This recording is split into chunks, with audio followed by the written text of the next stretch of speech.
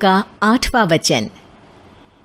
स्वाति ने इसी साल शहर की कॉलेज से पढ़ाई पूरी की है और अब उसके लिए जगह जगह से रिश्ते आने लगे हैं।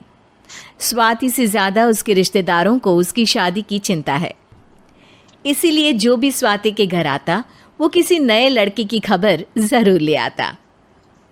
अरे दीदी, ये फोटो देख के बताओ कैसा है। राहुल नाम है लड़के का, मेरी सहेली की बहन का बेटा है। अपनी स्वाति के साथ एकदम प्यारी जोड़ी लगेगी इसकी। ज़रा दिखाना, फोटो तो बढ़िया लग रहा है। कोई गलत आदत वादत तो नहीं है ना इसे? और कमाता कितना है?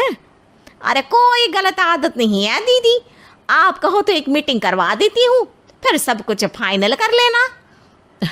हाँ, ये सही कह रही हो तुम। संडे को स्वाति के पापा भी घर पे ही रहेंगे। बुआ फिर वहाँ से चली जाती है और रात को स्वाति की माँ उससे कहती है, स्वाति बेटा, आज कमला बुआ ने एक लड़के की फ़ोटो दिखाई है। संडे को वो लोग मिलने आ रहे हैं, तैयार हो ना तुम बेटा। अरे मम्मी, आप कहाँ कमला बुआ के चक्कर में आ जाती हो? अभी इतनी जल्दी कोई शादी वादी नहीं करनी है मुझे। अरे बेटा, अच्छा लड़का है, बुआ जानती है उसे अच्छे से। हाँ स्वाति बेटा, एक बार मिल तो लो, बाद में देखेंगे आगे क्या करना है। वैसे तो कमला रिश्ता लाई है तो मना करने का तो कोई सवाल ही नहीं उठता। संडे की सुबह होती है और कमला बुआ राहुल और उसके मम्मी पापा को लेकर स्वाति के घर आती है। अरे आइए आइए भाभी, इसे अपना ही घर समझिए, इनसे मिलिए। ये मेरे भैया और ये मेरी भाभी हैं। नमस्ते भाभी जी, ये है हमारा लड़का राहुल, सरकारी नौकरी की तैयारी कर रहा है ये। वैसे आपकी बेटी कहाँ है? अरे स्वाति बेटा, बाहर आ जाओ। वैसे कितनी पढ़ाई की है स्वाति ने? जी, पोस्ट ग्रेजुएट है हमारी बेटी साइंस में। ये सब तो ठीक है, पर घर संभालना जानती है या नहीं? हमें कौन सी इससे नौकरी करवानी है, नौकरी तो मेरा बेटा करेगा ही। पर मैंने इतनी पढ़ाई की है और आप चाहती हैं कि मैं घर पर ही बैठी रहूं? अरे स्वाति बेटा, ये बड़ों की बात में तुम कहाँ बोल पड़ी? हम सब देख लेंगे क्या करना है क्या नहीं। हम तो इसी बात में विश्वास करते हैं कि घर के लड़कियां घर में ही रहे तो ज़्यादा अच्छा रहता है। वरना भाई साहब, आप तो आजकल के हाल जानते ही हैं, कितनी घटनाएं होने लगी हैं औरतों के खिलाफ। स्वाति बेटा, रसोई का काम तो पूरा जानती हो ना? शादी के बाद तुम्हें ही संभालना है वो सब। अरे बहुत अच्छा खाना बनाती है ये, आप सब लोग इसकी तारीफ करते नहीं थकेंगे।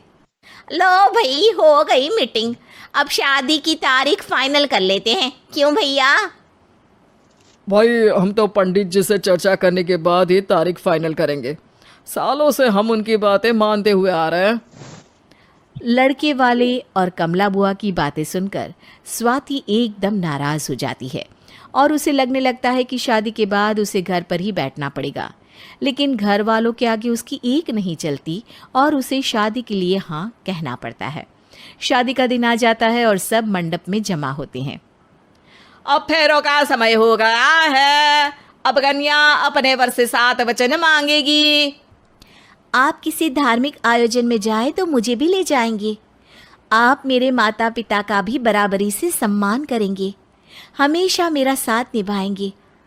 आपको दोनों परिवार की जिम्मेदारियां बखूबी निभानी होगी। हर ज़रूरी बात में मेरी भी राय लेंगे। आप सभी गलत आदतों से दूर रहेंगे। आप मेरे अलावा किसी और औरत से कोई गलत संबंध नहीं बांधेंगे।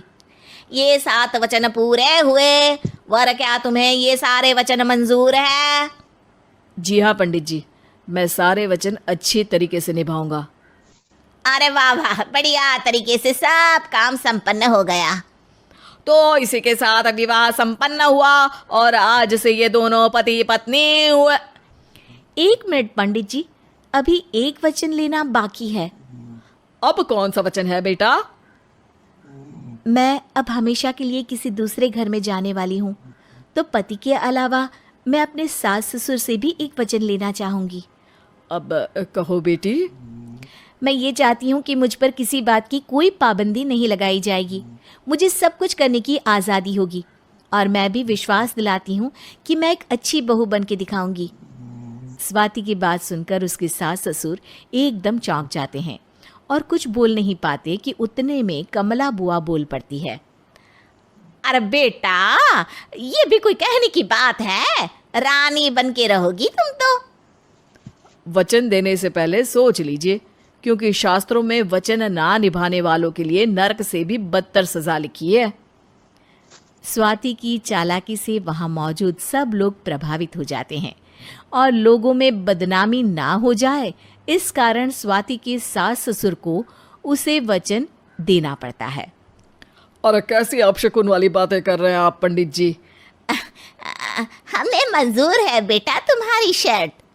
स्वाति अपनी समझदारी से अपनी बात अपने ससुराल वालों से मनवा लेती है और खुशी खुशी राहुल से शादी कर लेती है। अब से हर शादी में मैं खुद 8 वचन दिलवाऊंगा। ओम मंगलम मंगलम मंगलम।